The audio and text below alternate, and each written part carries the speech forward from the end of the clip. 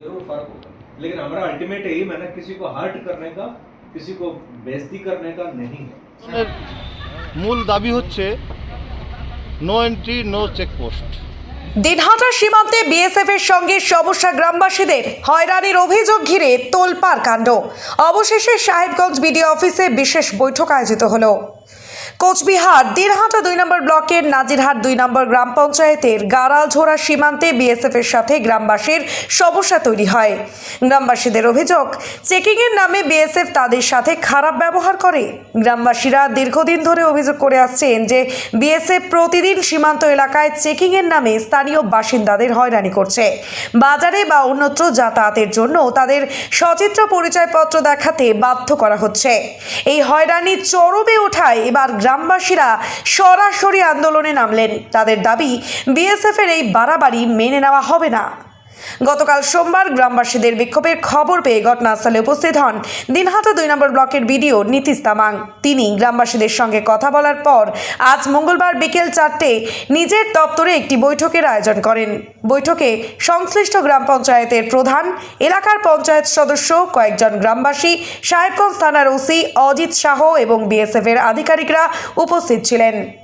সেখানে গ্রামবাসীরা তাদের অভিযোগ সরাসরি জানান সকলকে। বৈঠকে গুরুত্বপূর্ণ আলোচনা হয়। এটা জানা আছে, কালকে ছোটো গাড়াতে একটা ইস্যু হয়েছিল, রোড ব্লকেড হয়েছিল। আমরা গিয়েছিলাম ব্লক থেকে, তারপরে ওর একটা পিটিশন মতন দেওয়া ছিল। ইমিডিয়েটলি আমরা রাত্রেবেলা সবার সঙ্গে কথা বলে একটা মিটিং কল করা হয়েছিল এখানে। তো আমার সঙ্গে থানা ওসি সাহেবও ছিল, আমার জয়েন্ট সাহেব প্লাস বিএসএফ আধিকারিকরা, তো কনসার্ন জিপি প্রধান, নাজিরহাট 2, গ্রামবাসী, লিগাল তারি, ছোটো গাড়া সবাই ছিল রিপ্রেজেন্টেটিভ। তো যেটা আগে সিস্টেম ছিল ওদের কি যেভাবে চেকিং ছিল 1-1.5 মাস আগে, ওটাই ফলো করা হবে। আর ওটাকে স্মুথ করার জন্য বন্ধুদেরকে বলা হয়েছে বিএসএফকে কি ম্যান পাওয়ারটা বাড়ানো ওখানে। তারপরে যেহেতু একটি গরমকালের মধ্যে এরকম অসুবিধা হচ্ছে লোকদেরকে বসার জন্য, শেডটা বাড়িয়ে দিতে ওখানে, যদি নাম্বার অফ শেড যদি বাড়িয়ে দেয় তো চেকিংটা করার আগে অ্যাটলিস্ট লোকটা ওখানে রেস্ট করতে পারবে। আর যারা ওখানে ডেলি আপ ডাউন করে, স্কুল টিচার্স আছে, আর আমাদের সরকারি কর্মচারী আছে, ওদেরকে একটু জন্য তাড়াতাড়ি চেকিং করে দেয়, সো দ্যাট ওরা টাইমলি স্কুল যেতে পারে, টাইমলি ওদের সেন্টারগুলো যেতে পারে। এগুলো আলোচনা হয়েছে। এখানে আশ্বস্ত হওয়ার ব্যাপার নেই। আমরা যে আন্দোলন করেছি, আন্দোলনের মূল দাবি হচ্ছে নো এন্ট্রি নো চেকপোস্ট। কারণ হচ্ছে শালমারা থেকে ছোটো গাড়ালঝোড়া যাওয়ার মূল রাস্তা, এই মূল রাস্তা রাজ্য সরকারের পাবলিক রোড। এই পাবলিক রোডের উপরে বিএসএফ চেকিং পয়েন্ট তৈরি করেছে 2019-এর সময়, করোনার সময়।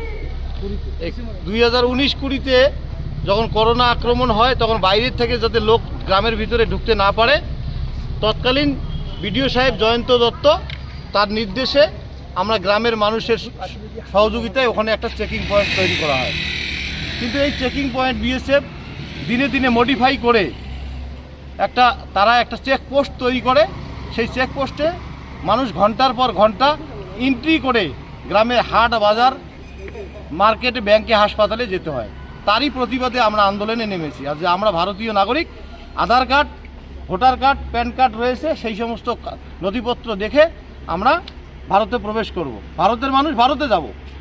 সুতরাং বিএসএফ তা মানতেছে না। বিএসএফ এন্ট্রির নামে ঘন্টার পর ঘন্টা ওখানে হয়রানি করাচ্ছে, চেকিং করাচ্ছে। আমাদের দাবি হচ্ছে আমাদের রাস্তা আমাদেরকে ছেড়ে দিতে হবে এবং 0 পয়েন্টে ওদের যেখানে যেখানে বিএসএফের ওপি আছে সেখানে সেখানে ডিউটি করতে হবে। যেখানে যেখানে বিএসএফের ডিউটি করার দরকার, আমাদের রাস্তা ছেড়ে দিয়ে। এখন এই তারই পরিপ্রেক্ষিতে বিডিও সাহেব একটা লেটার করেছে। আমরা পঞ্চায়েত সদস্য থেকে, প্রধান থেকে শুরু করে গ্রামের 10 জন এখানে উপস্থিত হয়েছি। বিএসএফের আধিকারিক রয়েছে। বিএসএফের যে সমস্ত কথা, সেই সমস্ত কথায় আমরা আশ্বস্ত নই।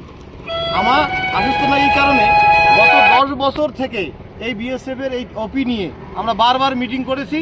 এরা আমাদেরকে আশ্বাস দেয় কিন্তু কাজ করে না। সুতরাং আমরা এই আশ্বস্ত নই। যদি বিডিও সাহেবের কথা মতো, আমরা বিডিও সাহেব বলছে 2-4 দিন দেখেন, যদি পরিস্থিতি ওরা নিয়ন্ত্রণে না নিয়ে আসে তাহলে আপনাদের কাজ আপনার হবে। এবার প্রশ্ন হচ্ছে যে আমরা ওখান থেকে যতক্ষণ পর্যন্ত চেকিং পয়েন্ট না উঠাচ্ছে বিএসএফ আধিকারিকের মাধ্যমে, ততক্ষণ পর্যন্ত এই আন্দোলন আমাদের চলবে।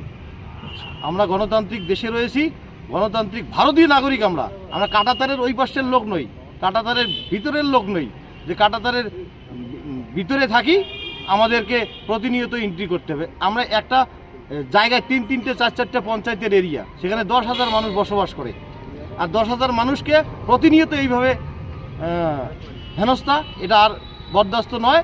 আমাদের রাস্তা আমাকে ছেড়ে দিতে হবে। বিএসএফ তার নিজস্ব জায়গায় ডিউটি করুক, তার নিজস্ব জায়গায় পর্যাপ্ত পরিমাণে ফৌজ লাগিয়ে দিয়ে সীমান্ত রক্ষা করুক। আমরা বিএসএফকে সম্মান করি, আমরা সেনাবাহিনীকে সম্মান করি, সেনাবাহিনীর সম্মান স্বার্থে আমরা নিজের জীবন দিতেও রাজি রয়েছি। কিন্তু পার্টিকুলারই কিছু 2-1জন আধিকারিক যারা বর্তমানে ডিউটিরত রয়েছে, তাদের এই হেনস্থা আমাদের আর বরদাস্ত নয়। ধন্যবাদ।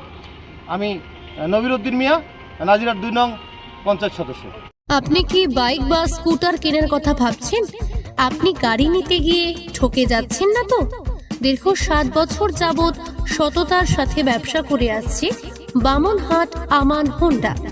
তাই নিশ্চিত মনে এখনই চলে আসুন বামনহাট আমান হোন্ডা শোরুমে এবং নিয়ে যান আপনার পছন্দের বাইক বা স্কুটার। আমাদের এখানে রয়েছে বিভিন্ন মডেলের বাইক ও স্কুটারের বিশাল সম্ভার। এছাড়াও এখানে একই ছাদের তলায় পেয়ে যাবেন সেলস, সার্ভিস এবং স্পেয়ার পার্টস। প্রত্যেক কেনাকাটায় রয়েছে স্বল্প ডাউন পেমেন্ট ও ন্যূনতম ডকুমেন্টসে লোনের সুবিধা।